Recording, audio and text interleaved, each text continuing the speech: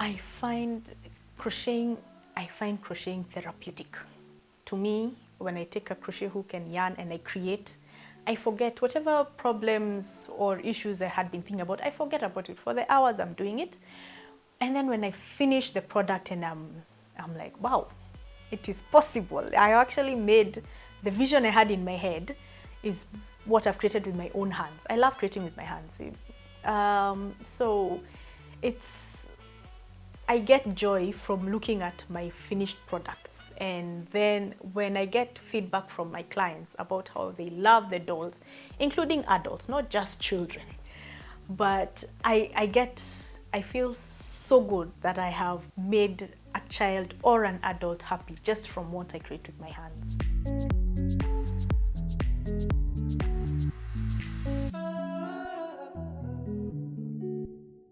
Okay, at the beginning, the whole process from start to finish was me. I was doing the crocheting, I was doing the filling, the stuffing of the body parts, I was joining the body parts, I was packaging, and I was delivering myself. So at the beginning, as I said, it was a hobby. And I was just making money, to spending money. So as I got more feedback and more clients started ordering more, I realized I can't keep driving around Nairobi delivering products, delivering my dolls. First, the traffic is horrible sometimes, and at the end of the day, I've burnt more fuel trying to get to where you are to deliver one doll. So that's when now I started using border services.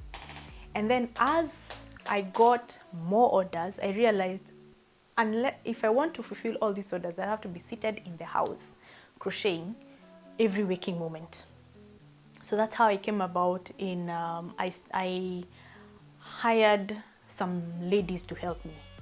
It's not the same lady who'd been doing it before, but now I have two different ones, but they help me with the crochet process so that at least, even if I'm not at home, there's still work going on.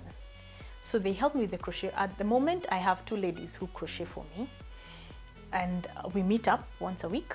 They give me what they've made, and then I continue with the process from there. I do the stuffing, I do the accessorizing, the joining, the marketing through my social media pages, and now delivery using the border services.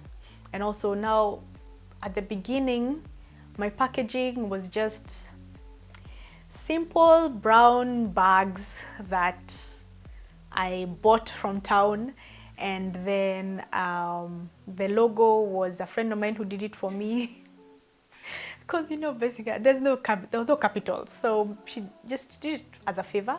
She sent it to me, then I went to town, I got people who do printing of logos, they printed for me, so I used to peel off the sticker, stick it on a brown paper, and that's my packaging. That is Nyuzi.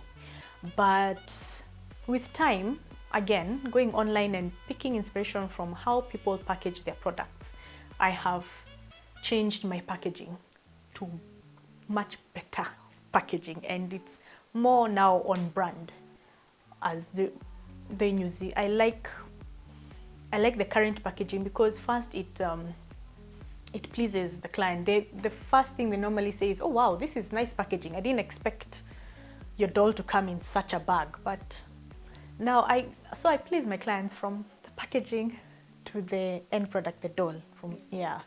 So it's been quite a journey, many learning curves.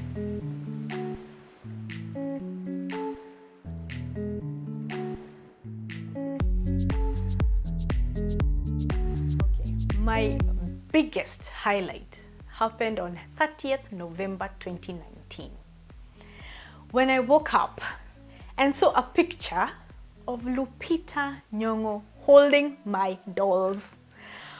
Whew, I can still remember that high I felt, because when I woke up, I think I woke up late that day.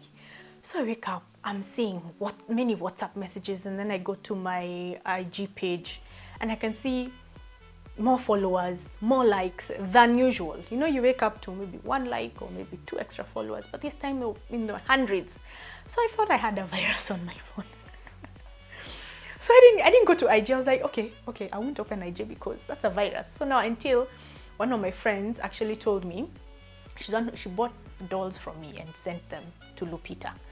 So she tells me, oh, by the way, the dolls I bought from you are with the client who wanted them. And then she sent me a photo. They were for Lupita. Oh my God.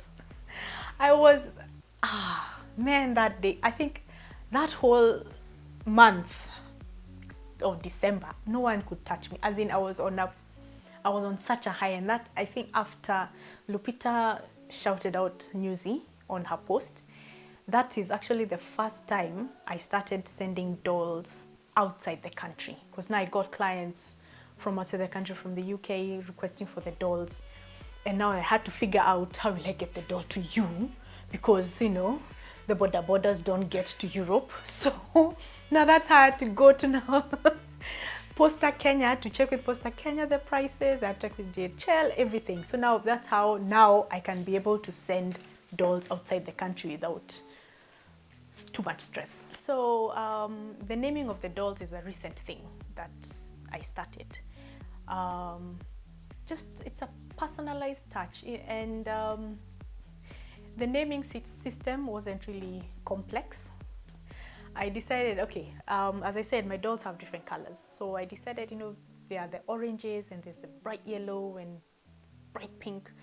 I decided I'll call her Mwende, because Kambas love bright colors. So why not? So it's a bit stereotype, but as in, it just, you know, when you get the doll and you're like, what if there's some clients who have received a doll called Nekesa, and the client is called Nekesa.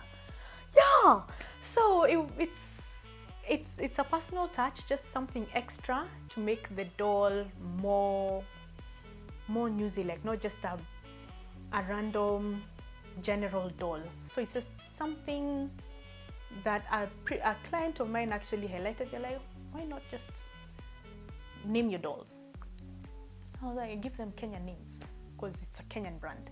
So that's how it came about. Different names for different dolls depending on the color I give the doll.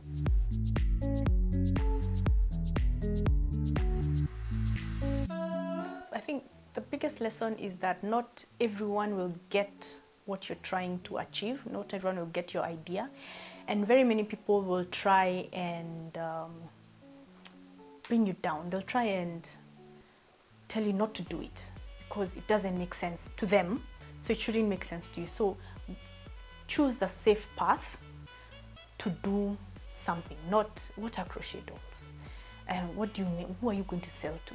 There are already so many dolls in the market. Why are you selling? Why are you making dolls? Why are you selling dolls to who?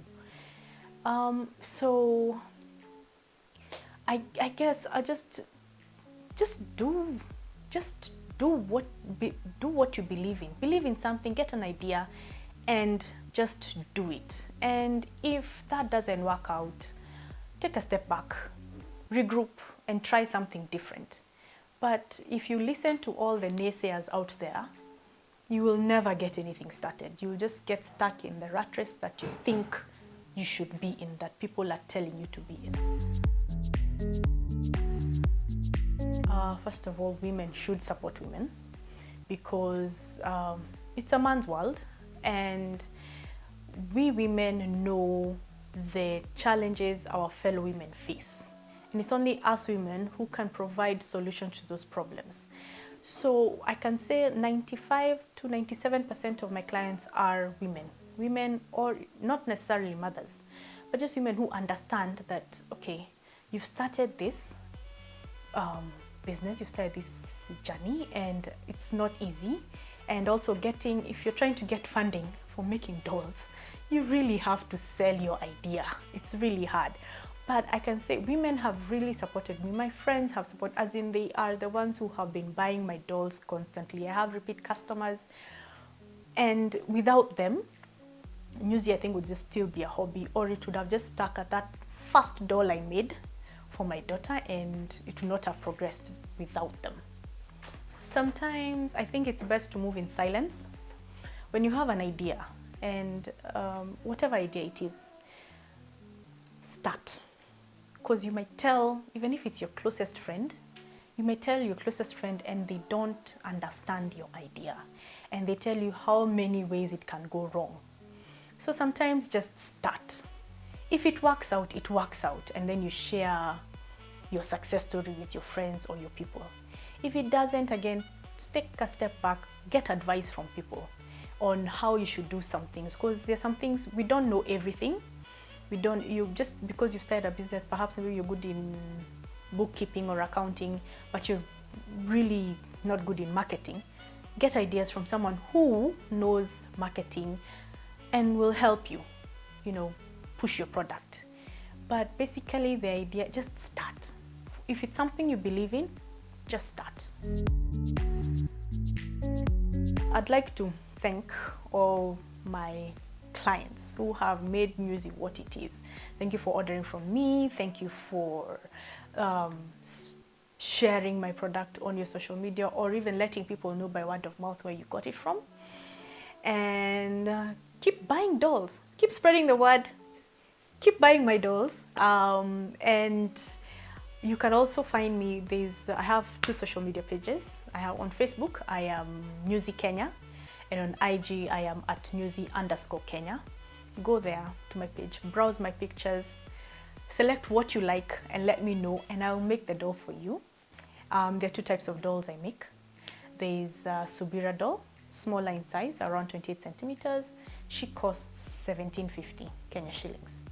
And then there's a larger, hairy doll. That one I normally aim for older girls. She's larger, she's around 38 centimeters in height, has removable accessories, and costs 2700 Kenya shillings. I'm trying to be as consistent as possible. I want to keep at it and also be a good example to my daughters. They're looking at me as their mother, and I just don't want to be complacent in life. I just want to inspire them to be proud of the skin they're in, to be proud of who they are, and to be women of substance in society as they grow up. Yeah.